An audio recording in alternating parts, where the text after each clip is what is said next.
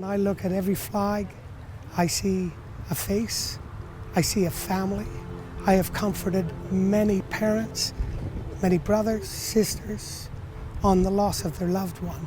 It's a very emotional tribute to these men and boys. The blue, signifies male. I mean, that's pretty clear, but it also signifies the fact that, the majority of the people that are dying are blue collar. They're from the trades.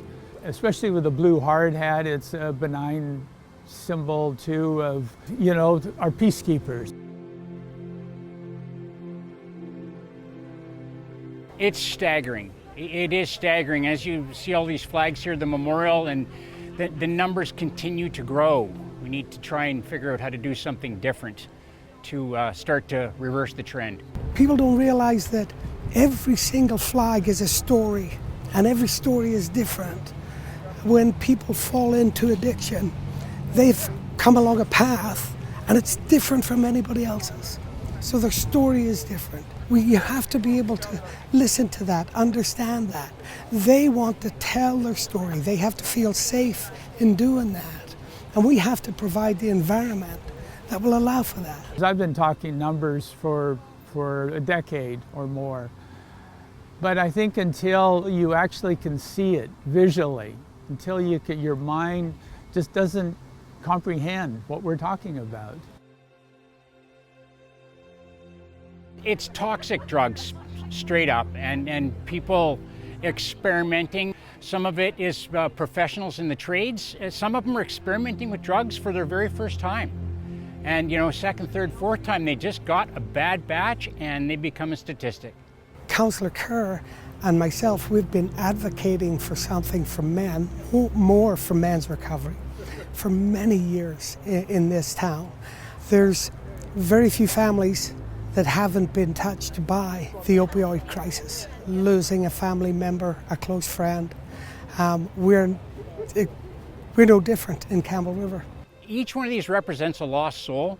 I agree, the large number of men, but I think we have to acknowledge the women over on this side as well, because there are also statistics, and every one of those flags was touched on already. There's a family behind every one of them that has lost a loved one, and we'll never get them back. And they probably suffered for a long time, hoping that their loved one would change their lives, and it was not what they wanted to get. The whole point is that there aren't the resources out there specifically for men's health. There aren't men's centers. There's very few men recovery. For the last decade, we haven't been focusing on recovery. If I brought up the word recovery, the answer was always harm reduction, harm reduction. That's how we're going to solve these issues, is with harm reduction. You can't harm reduction your way out of this. The current programs available to addicted folks aren't working. There's very limited supportive recovery available, and trying to grow that, in my opinion, is where the answers lie. Provide options that provide windows for men and women to start their lives over again.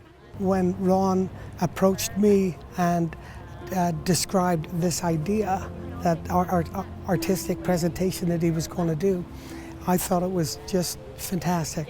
What an impactful visual statement to the people that we have lost through the opioid crisis from 2016.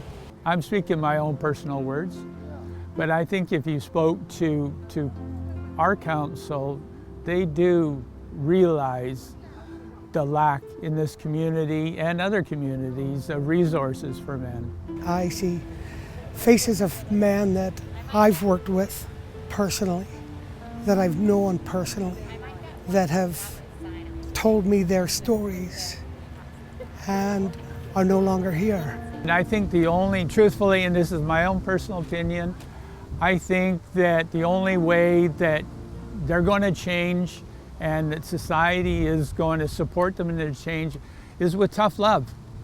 You can't give an addicted person everything they want and then expect them to change. It's never going to happen. You're going down the wrong road.